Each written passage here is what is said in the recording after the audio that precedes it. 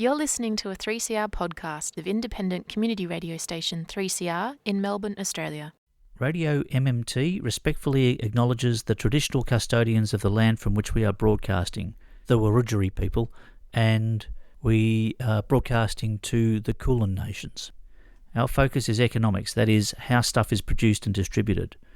We recognise that for many tens of thousands of years, First Nations people's connection to country successfully embodied the world's oldest continuous economy, which was catastrophically disrupted by genocide and displacement.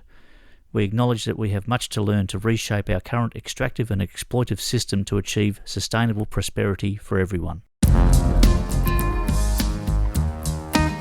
Radio MMT. Economics for the rest of us with Anne and Kev. Radio MMT. Looking at the world through the lens of modern monetary theory. Radio MMT. Macroeconomics for a well-being economy. Macroeconomics? Isn't that incredibly boring? No, Kevin, it's incredibly interesting. It's all about who gets what and why. Who gets what and why? Okay, I'm in. RadioMMT@gmail.com. Incredibly interesting macroeconomics for the rest of us.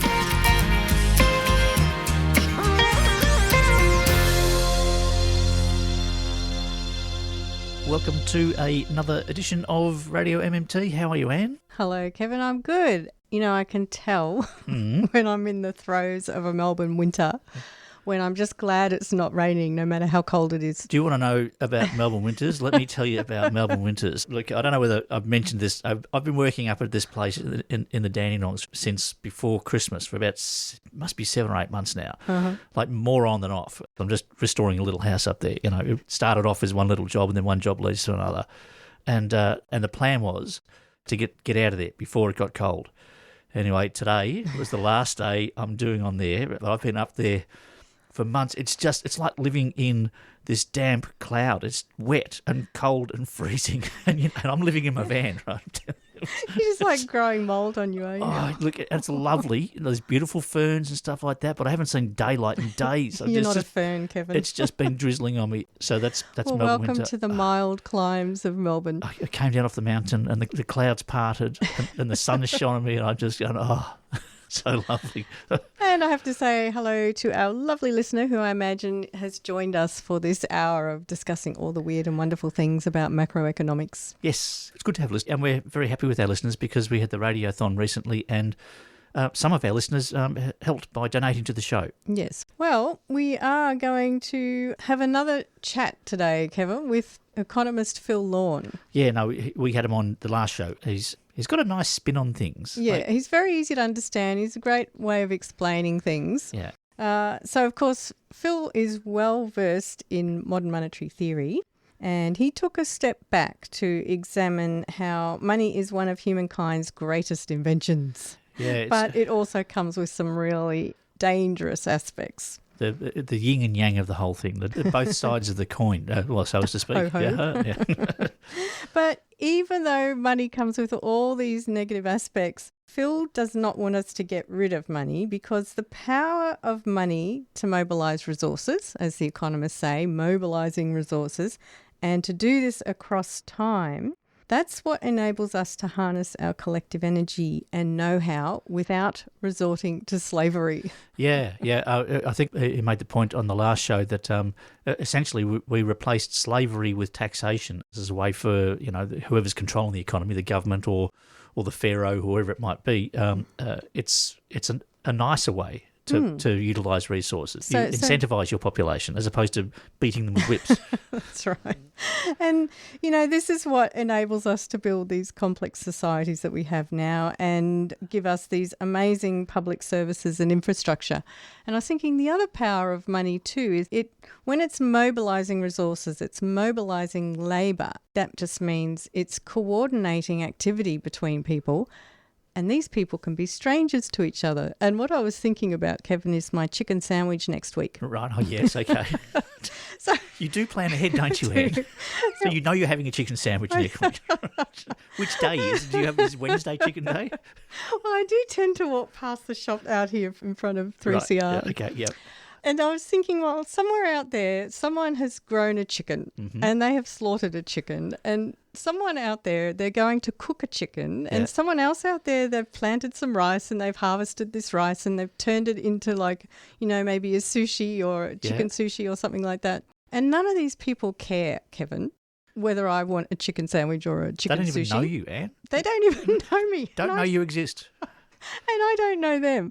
But money is what manages to coordinate my needs with what they can provide. And so I'm going to get a chicken sandwich next week. It is kind of interesting, isn't it, when you put it that way? It motivates people to do things. The other thing which became clearer to me speaking to Phil last time was that there's always this division between the government sector, the public sector and the private sector. Right. And in our current economic understanding, we think that the economy needs to be driven by the private sector and that the government should get out of the way. That's the neoliberal ideology, that the economy should be driven by the private sector and the government is just an inefficient thing which gets in the way and wants to take taxes of us. And what we learn, and Phil was very good at clarifying this, was that it's the exact opposite to that. The reason that we have currency is because the government creates a currency to mobilise its population to provision itself, roads, schools, monuments, whatever you like. And then past that requirement, you then have an excess of currency which then formulates private markets. And so private markets are more of an offshoot of the public utility of money. It's exactly the other way around. You need a government to create a currency and to provision itself and then create some excess currency which then creates a private market. That's what they mean when they say money is a creature of the state. Yes, yes. And we know it's a creature of the state because it says so. And I said this to somebody the other day. I said, look, here's a note out of my wallet. What does it say there? Phil Lowe, Reserve Bank of Australia. We know where it comes from. Right? Despite the fact they want us to believe that billionaires create money. Yeah. Yeah. So in our previous episode, which you can find wherever you get your podcasts or at 3cr.org.au/radio MMT, we looked at 3 of the undesirable aspects of modern money. That included financial instability, so we only have to think back to 2008 to know what that looks like. Yep. We talked about inequality, which a great example of that at the moment in Australia is how we have these 47 billionaires who combined have more wealth than the bottom 30% of Australians. Yep. And of course, we looked at economic rents. And we'll begin our conversation again with Phil, going back to this idea of economic rents, because what we're going to talk about is the cost of living. And we got onto the cost of living because we were talking about inflated housing prices. And we were talking about inflated housing prices because we were talking about economic rents as one of the dangers of money. So shall we have a listen to what Phil had to say? Let's go there.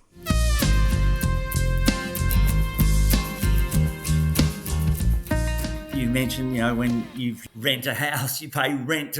That's not what economists refer to as economic rent. So economic rent, let's say you own a resource, a real resource. So you have to mine it, extract it from the ground and supply it in the market and sell it. And usually you want to earn a little bit of profit as well. Let's say you need to receive $10 for a tonne of a particular resource in order to cover your costs and earn a little bit of profit. And once it reaches $10, you'll supply it. But you receive $30. So you earn above the minimum required to supply that resource. That difference, that $20 difference is an economic rent. And if you do sell at $30, you've now received a payment which now is a financial claim on real wealth, which exceeds the resource that you're extracting and supplying in the market. And that's only made possible if someone else within the economy is receiving a payment for what they're supplying. It might be their labour, less than the real wealth that they're helping to generate. These economic rents usually end up with somebody having more power and influence than they should have, which undermines the democratic process. It can do that, but it also distorts the way people invest. So what happens is if there are areas where you can earn economic rents, investment goes into very unproductive areas. And other areas get neglected. Yes. And it's one of the things that has distorted the property market. So people are using property as a means of earning economic rents. So the massive rise in property prices is a result of people buying properties. The tax laws allow them to write off a lot of their losses, hoping that the property price when they sell it 10 years' time has gone up so much. The capital gain. And what have you done in that 10 years? You've been twiddling your thumbs. And that's the reason why the property market crisis is a demand side problem. It's not a supply side problem. It's all these people buying property for purely economic rent related purposes. It's a way of increasing your financial claim on other real stuff, useful stuff, without having to do anything. Yeah. This is a bit of a hot topic for me. I don't know the exact numbers, but I'm pretty sure that if all the vacant rooms in Australia were made available, we wouldn't have a housing problem. We wouldn't have homelessness. Yes. And so because of the economic settings, the taxation settings on property, etc., you've got people banking houses, buying them, leaving them vacant, having them under-occupied because economically it's in their interest to do so. And so, like you said before, it's not a supply-side problem. Absolutely. This is inequality at work. When prices exclude you from having a roof over your head, you've got a problem. Yeah. And that's happened within a generation. It's got a lot to do with just what a house is worth compared to what you earn these days. There's not homeless in Australia because there are fewer roofs than there are people. There's more than enough roofs to go over people's heads. It's an affordability problem. Yeah. And people say, one way to deal with it is to build. Well, okay, there should be more public housing. Absolutely. But if we just build more houses, these so-called investors are just going to buy them. They're not going to be available for new home owners to purchase. Yep. In fact, I'm sure there are people who've got a spare amount of money sitting in an account saying, please build another house so I can buy it for investment purposes. Yeah. We've got to kill that segment of the demand for property. That's what we've got to deal with. And you can only do that by confiscating these economic rents, by taxation. Seems like a pretty simple solution. Yes. Yes, and that's by the taxation settings and by all these features that make it so attractive for investors. Yeah. I keep on hearing this. If they change the settings, there's going to be less investors buying these properties, and that's going to make it harder for renters because there'll be less rental properties. What I don't understand with that is surely if you change the settings to make it easier for people to buy a house, then there'll be less people renting because they'll be able to afford to buy a house. I never hear anybody say that. That's right. It seems such a logical thing. You don't have to be all that bright to work out if fewer investors are buying houses, that's not pushing up the price of houses, and it's making it easier for people who are renting to go, I don't have to rent anymore. I can now buy a house. I can afford to buy. And what does it do to rents? It brings rents down. And so you're not hearing that reflected in the commentary because everybody wants to hear about house prices going up and rents going up so that you can make money as an investor. It's obscene, Phil.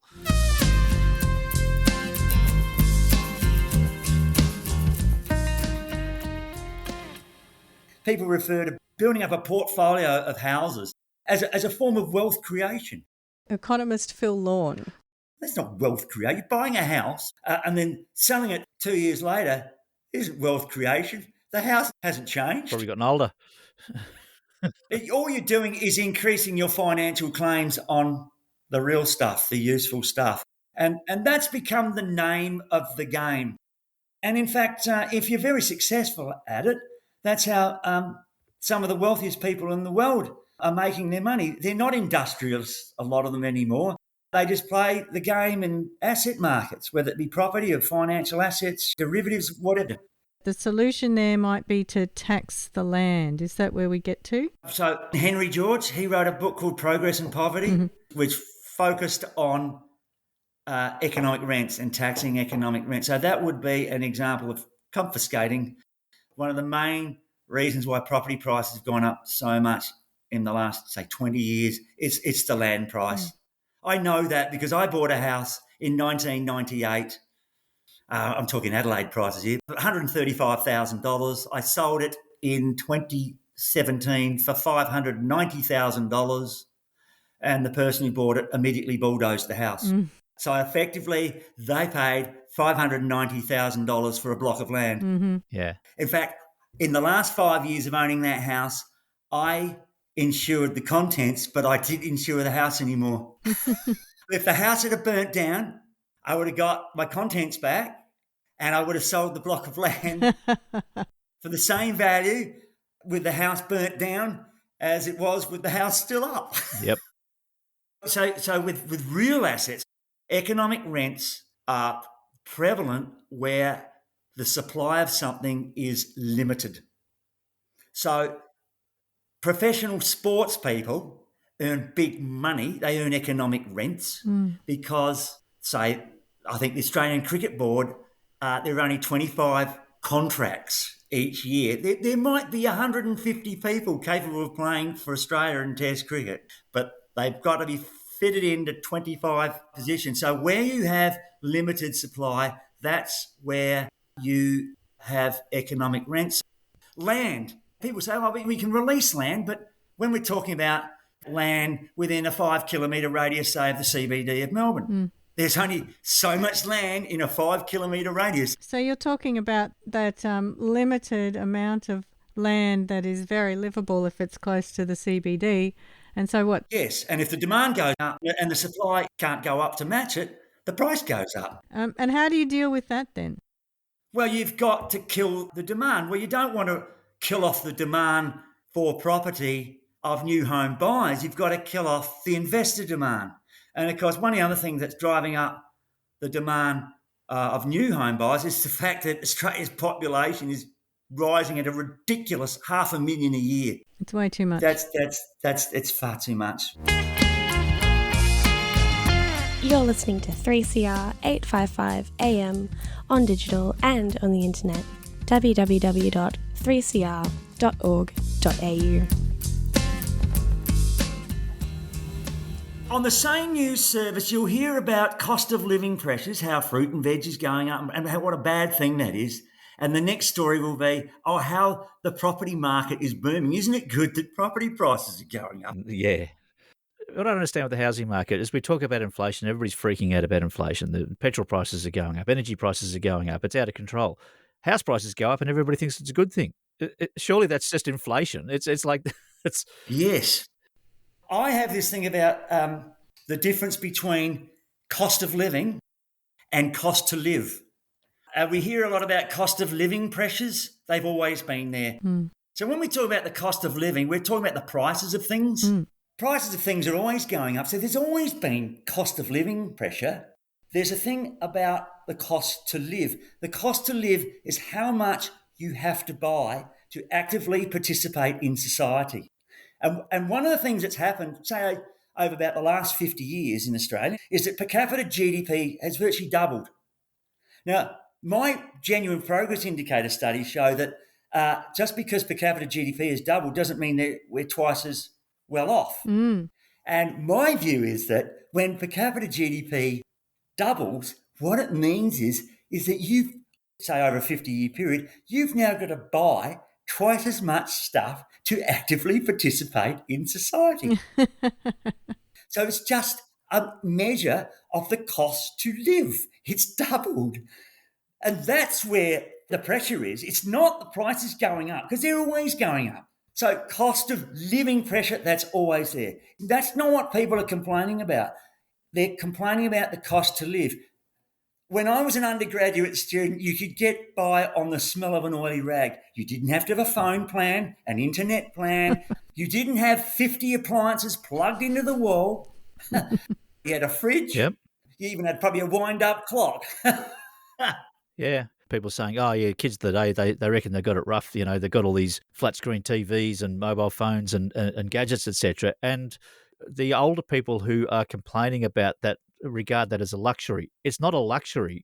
You actually need a phone and all that stuff these days. Otherwise, you are not a participant in society. To function. Mm-hmm. I'm not saying that people shouldn't be complaining about cost of living, but they've always been there. Yep. So the cost to live has gone up. It's doubled, in my opinion. And that's what's making life difficult for people. They're saying, well, I've now got to pay for this. They got to pay for that. And so you say, you mean the things that you didn't have to buy 50 years ago? Mm-hmm. So they're really complaining about how much it costs to actively participate in society. They're not talking about prices.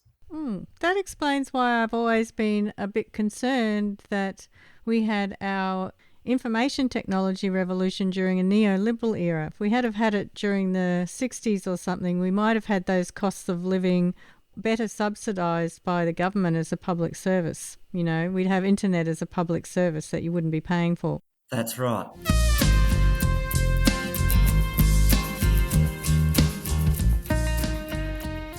So can I just summarise by saying modern money, it's really useful stuff. We don't get rid of modern money. A modern economy cannot exist without it, but we need governments to deal with the undesirable features of modern money. You can't leave it to people with a profit motive to regulate this stuff because they're just not going to. You need government who has no profit incentive. Governments don't need to make profit. That's right. To keep an eye on the regulations of people who are chasing profits. Well, we've got to make sure if a person's making a profit, it's because they're producing some useful stuff. Yeah. You know, they're increasing the productive capacity of the economy, not buying unproductive assets. That point that you made, Phil, I think that's a really important point, that even though a monetary system comes with all these inherent problems, the answer is not to get rid of money, which is where a lot of people end up. It's about regulating it so it works for our benefit. We get all the desirable features and we eliminate all the undesirable features. Brilliant. That's a lovely way to finish up. Really appreciate your time and explaining about this fundamental institution that we all live within. So thanks very much for coming and having another chat to us, Phil. Yeah, good on you, Phil. All right, no worries. Thanks for having me. 3CR. So we heard Economist Phil Lawn there. I love his distinction between the cost of living versus the cost to live. And I think where he was going with that is that if the GDP is an indicator of how much stuff we all have, and it's a pretty rough indicator of that, but if you say, okay, that's telling us about how much stuff we have, and if the GDP per person has doubled in the past 50 years, then you can reasonably guess that the amount of stuff that everyone has doubled. Yeah. And this whole thing about being an active participant in society, it's like you get this grudge from older people. I think I'm older. Did I tell you I became a granddad this week? Ooh, congratulations. That officially makes me old. It's the last plank of denial. It's been removed. But they were going, back in my day we didn't have this and we didn't have that, and young kids today, blah blah blah. If you want to live on the fringes and be disconnected from everybody, then yeah, okay, you don't need that stuff. But if you're going to be an active participant in society, if you're going to do what people do, and you're going to be socially connected, and not feel like you're some sort of castaway or disconnected, you actually need that stuff. You do. So Phil's very good at putting his own twist on things, to say that it's not just that we want more stuff, it's that we need more stuff. And this really resonates with something I found in one of Brett Scott's articles. So he is a commentator on things economic in his Substack called Altered States of Monetary Consciousness. And he was saying that technology doesn't make our lives easier, it makes our lives faster and crammed with more stuff. Oh, that's so true. And he explains this by saying that we don't just live in any kind of an economy, we live in a mega-scale corporate capitalist economy. And so in such a setting, technology is never used to save time, according to Brett. He's saying it's used to speed up production and consumption in order to expand the capitalist system. Well, there's really a couple of clear examples of this. With all of this automation and time-saving stuff, you think right back to when washing machines and all this sort of stuff came in. It was kind of like, oh, terrific, I'll have half the day off because I won't have to use an old copper to smash out the washing anymore. No, we're now going to free up so you can be productive somewhere else. That's right. So technically speaking, and we've had this conversation before, John Maynard Keynes said back in the day that with automation that we should be working 20-hour weeks by this stage. That's right. With all of the labour-saving devices. Should have been the leisure dividend. Yeah, but it's been stolen by the people who are paying the wages as profit, and they just keep us working faster and harder. Now, think back to COVID. This is in people's living memory. Everybody was forced to sit still. Slow down. And chill. And You know, I remember like kids are kind of get nostalgic about the 70s. Like, oh, what the 70s like? And they go, well, it was like COVID. Everything was shut, you know, at midday on Saturday. You could shoot a cannon down the main street. And, yeah, and it's nice. It was nice to have a bit of space, but not now. Like you're saying, everything is used to make us go faster and faster. Well, Brett gave an example of this, which I could really relate to because it happened to me recently. So his way of saying it was 20 years ago, nobody fidgeted in agitation if they had to wait 10 minutes for a taxi. Yeah. Now you'll check your phone incessantly if the Uber is running 3 minutes later than you expected, and God forbid if the driver cancels, because you've probably algorithmically planned everything down to the last minute. And I was actually standing there getting really frustrated because the driver just cancelled on me in my speeded up life. And he was saying, well, we increasingly are living this just-in-time life because, and you know, I was thinking this is how I like to plan my life, where I was wanting to get from A to B. I thought it was my personal decision. But Brett's saying, well, actually at a systemic level, there's this pressure to pack as much stuff in as possible at the production and consumption level. And he's saying that even the economists have brought into this. So they, you know, are telling us that we have this unlimited desire for new stuff, when maybe actually we do want more of that balanced lifestyle that we got a glimpse of, as you were saying, during the lockdowns in COVID. Yeah, it's not on offer though. It's not even an option. It's hanging out with friends, smelling the roses. You know, kicking back, lying on the grass. Yeah. Well, speaking of speed and time, we're about halfway through here. So shall we have a bit of a break to digest what we've been thinking about and come back to this conversation afterwards? I think so.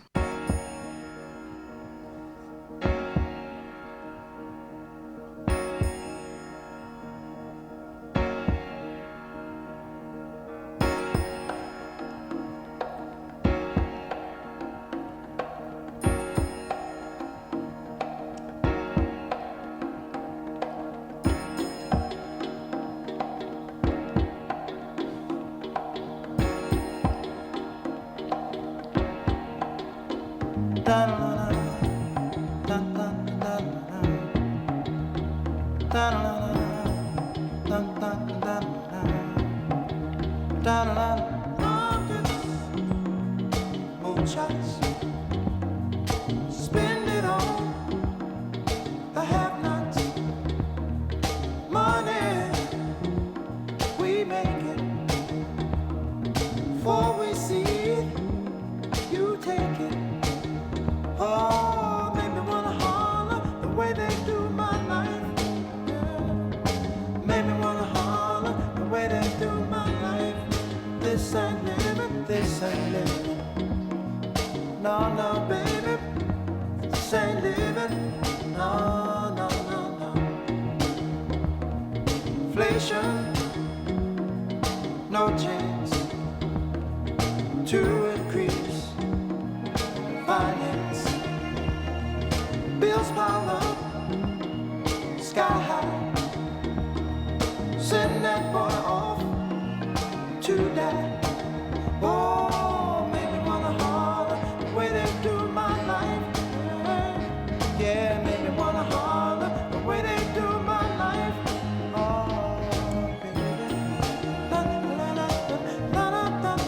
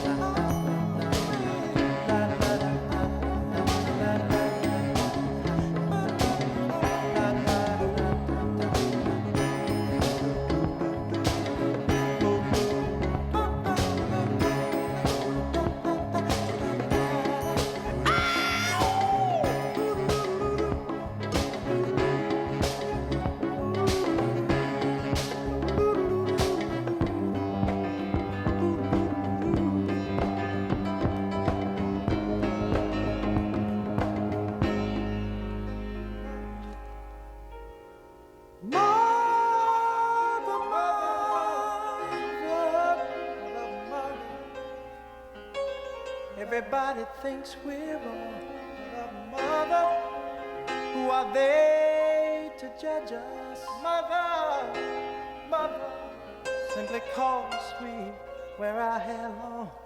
Mother, mother, ooh.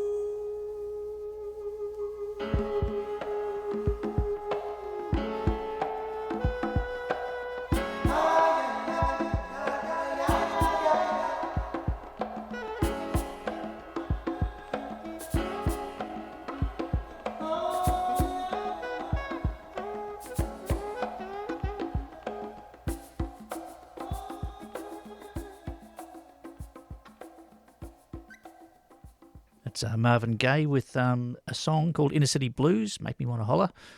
Nice song, nice song. That slowed me down. What are we up to? I forgot now. Yeah. Back to business, Kevin. Yeah. We were talking about inflated house prices as an example of why the cost of living is going up, as an example of the dangers of economic rents. I thought in that discussion, Phil made this really important point about Australia's house prices being primarily a demand-side problem, not a supply-side problem. So the common sense thing is, we've got people who are finding it hard to buy a home, we've got people who are finding it hard to rent a home, or we've even got many more people who are homeless. We must not have enough homes. But yeah, it's interesting when you have a look at the figures. It's the properties are there. If everybody needed a roof over their head, we could organise it with the available stock of housing. As was mentioned in that interview, there's a whole stock of property which is just vacant, not being used, because it's there for investment purposes. Somebody's bought it, they're banking it, they're holding on to it, they're using it for a tax write-off, they're waiting for its capital gain to improve. All of these economic reasons, but it's not being lived in. So the lack of affordable housing, it's a little bit of supply-side problem because we stopped building public housing. But it's mostly a demand-side problem. So what does that mean? That means that although we still have the physical buildings, the ownership of these buildings has changed in the last 10 to 20 years, so that now 20% of Australians own more than 2 properties, and you've got 30% of Australians locked into a really unfriendly rental market. So increasing rental at the same time as we have people owning multiple properties. That's not hard to figure it out. Okay, that means that people that used to be able to buy houses no longer can. That's right. And the reason why you want to know whether we've got a supply side problem or a demand side problem is that on the demand side, we've got these investors, and also we've got these developers who are coming into this situation. And they're using the housing crisis to pull the wool over our eyes because they are trying to convince us that we need to do a lot more building. So we need to change the zoning laws. So they're using the crisis to wheel in all this gutting of the zoning laws. Yeah, it's just that there's money to be made, and when there's money to be made, then people's real requirements get pushed to the side. And just think, I mean, do you really believe that someone who supplies something, so the developers who supply housing, do you really think they want housing to become cheaper? No. And are they motivated by a social conscience? No, motivated by profit thing. Right. We keep on coming across this the whole time. When you have a profit motive which hijacks the common good, you need regulation. And my feeling is that, of course, there's not enough regulation. Half of the people in politics these days are involved in the property game, you know. So, Well, in the neoliberal era, they've convinced us and they've convinced the politicians to abandon the government's responsibility to control these negative aspects of money, including these economic rents, which is basically land prices going up. And I was thinking, okay, so why did land prices or housing prices go up? And we've mentioned a few things, but I could see 4 things for what went on. It's kind of like the perfect storm. right, yeah. What's number 1? Number 1 was we changed housing from a commodity or a necessary good that we all need as a house into an asset. Yeah, we turned a roof over your head as a place to live into an investment opportunity. An investment. How did we do that? It was under John Howard when he got rid of the capital gains tax. Right. And so, of course, that's where Phil was saying you need a tax to confiscate these economic rents. Yep.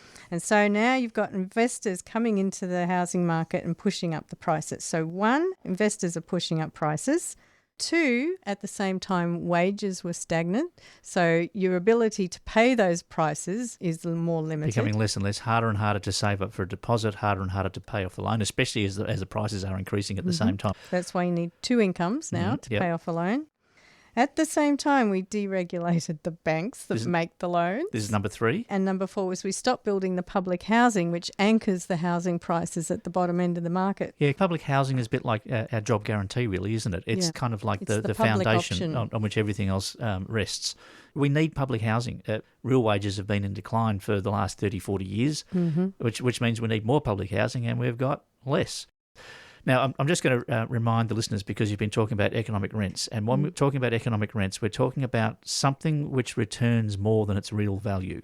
So we're not talking about rent as such. We're talking about the excess value that's attached to any particular item. And in this case, we're saying that if a house is really worth, I don't know, $100,000 and you get $150,000 for it, we're talking about an economic rent of $50,000. We're talking about an excess that's paid to the person who sells the house in excess of its real value, which they can then use to acquire real resources, giving them essentially an unfair advantage. That's what we're talking about with economic rents. Just going to reiterate that. It doesn't mean the rent that you pay to the landlord.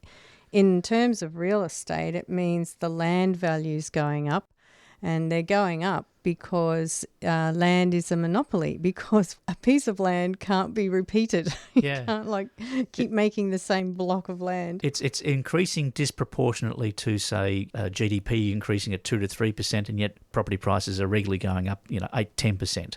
And that means that somebody is getting an excess share, and this is by design. There was something that I was so glad to hear Phil say very clearly, which was, buying a house is not a form of wealth creation. It's not a productive activity. It's a bit different if you build a house, but if you buy a house, nothing's changed materially. You've still got just a house there. Yeah, you buy a house, you live in it for a while, you sell it. It increases in price more than it should. Extra numbers attached to something which is exactly the same. That's right. It's a distortion. I don't know about you, but in my life I've had to put up with people congratulating themselves for being such clever investors and for being such hard workers when they flip properties. And I've never had a response to that, but now I'm understanding that it's all about the economic rent. So, for example, if you have a property that's going up in value, you might want to ask yourself, has it gone up in value because you renovated the bathroom?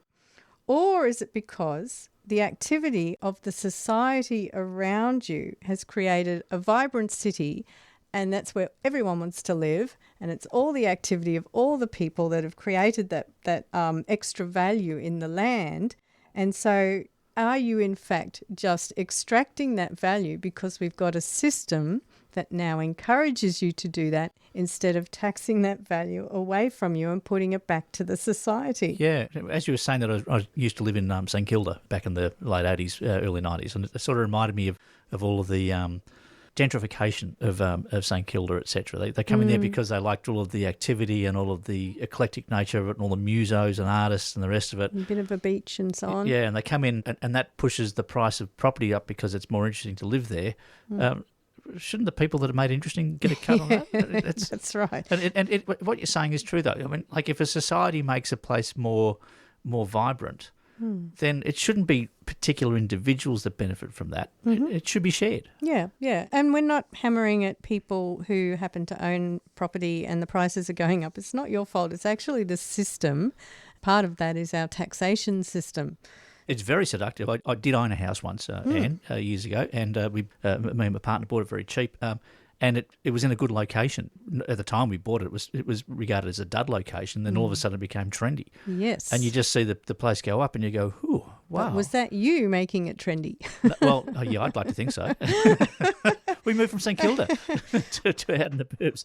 They saw us with their black clothes and a demand for fine coffee. And it pushed it. As you say, though, it is seductive, and we all swallowed the propaganda, which basically promotes being a rentier as a good thing, because we've all been indoctrinated since the 1980s, which is when workers were encouraged to become investors with our superannuation, and now also via the real estate and the stock market. So, we were all told this is a win-win and that you're going to save for your comfortable retirement and you'll build a stake in your society. And little did we know that this was the capitalist class encouraging all the wannabes and all the aspirationals to become little capitalists. And it's the politicians, the political system enabling that, allowing these incentives for investors to take precedence over homeowners.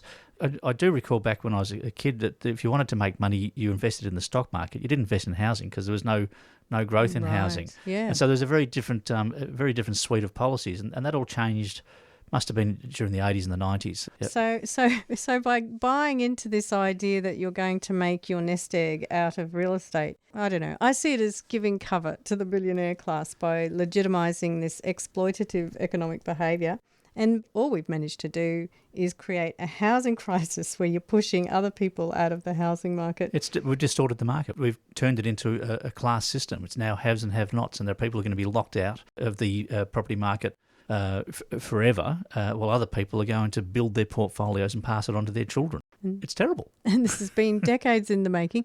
I think we need another break, Kevin. I think so too. Getting worked up again. Don't get worked up. We're going to listen to a song, Charlie Need Braces, with a song called GayeDaryung.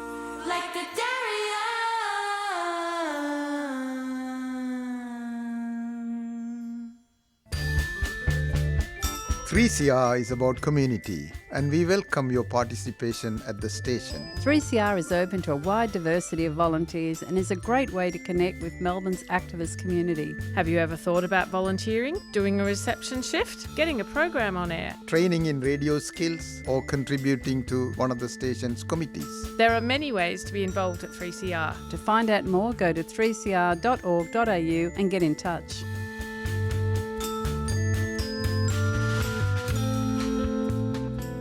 Yeah, so we just heard from Charlie Needs Braces, and it's NAIDOC Week, so it's one of our First Nations performers. Actually needed braces and started creating some songs to try and raise some money for. I think it's Brilliant. I think that's actually where the I name made comes a from. deal with the cost of living, isn't it? Yeah. Yeah, so we are talking about the cost of living and housing prices as an example of that, and the way housing prices have become so inflated because the government has abandoned its duty to tax away economic rents. Its policy settings built around a neoliberal ideology. It's putting the individual ahead of the common good. And even though the solution to the housing bubble is quite simple, it's just putting back the capital gains tax. The problem is if your parliament is made up of real estate investors, Yeah.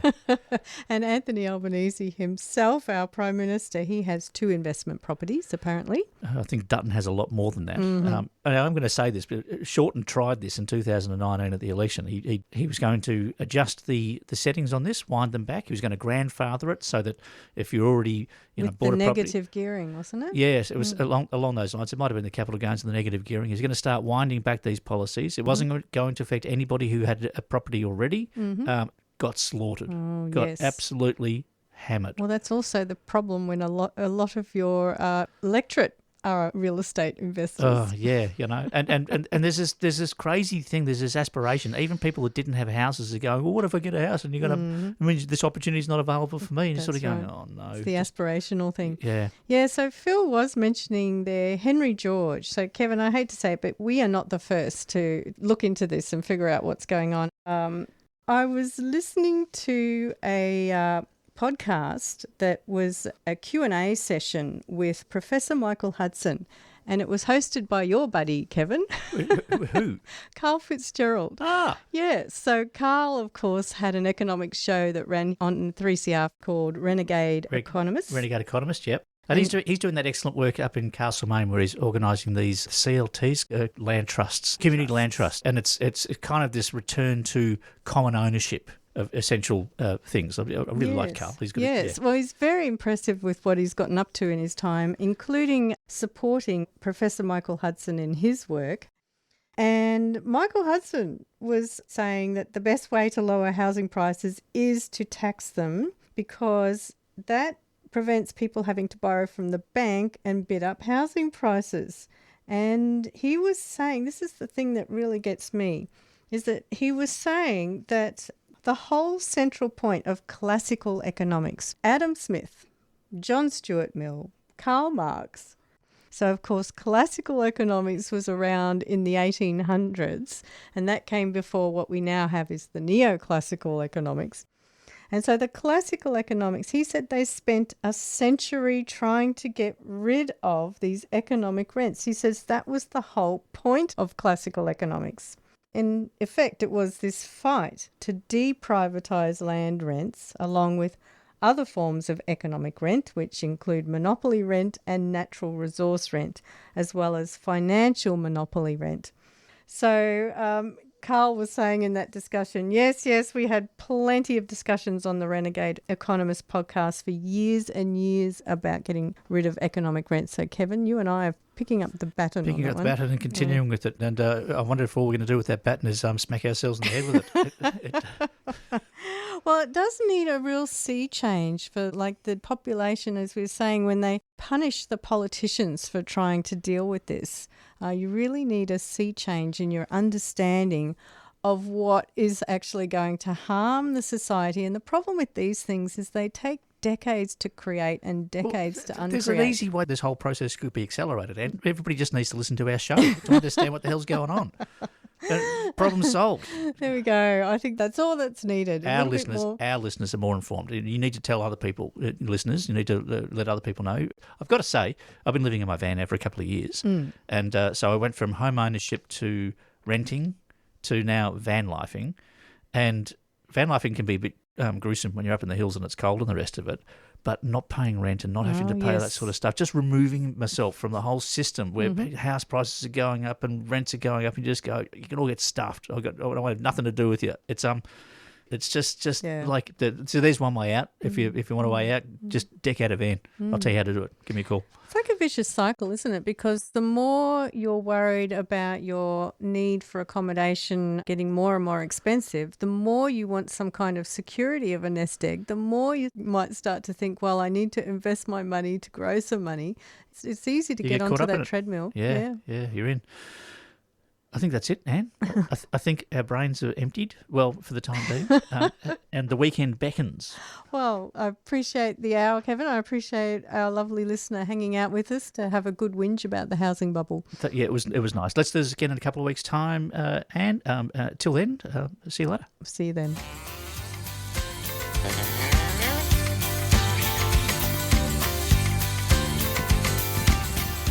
You've been listening to Radio MMT with Anne and Kev. We'd love your feedback. Email us on radiommt@gmail.com or search Radio MMT on social media. Listen to this show anytime wherever you get your podcasts or on 3cr.org.au/Radio MMT. Support this show and the station by subscribing to 3cr.org.au and mention Radio MMT. We thank all our guests. And we thank economist Professor Bill Mitchell and his mmted.org, educating the masses on modern monetary theory. And thank you to our listeners for listening. And I thank you, Kevin. And I thank you, Anne. So what's planned for next week? Kevin, there is still so much to talk about. We've got to expose all this rotten economics. Well, no, that's good, and I get it. Do you reckon we could use a bit more music? Well, I made a list of all these terrible economic theories. Like, I've heard of the theory of comparative advantage, or the quantity theory of money, or the loanable funds theory. Have you heard of a band called Single Gun Theory? Like, they're a really good band. I'm sure there's a whole range of, like, macroeconomic music that I could bring into the show. Yeah, but we really need to do marginal productivity theory, not to mention the natural rate of unemployment and the money multiplier. You've got a pretty good singing voice. I play bass. Bill, he plays guitar. I reckon we could form a macroeconomics band. Like, we could deliver this whole message by music.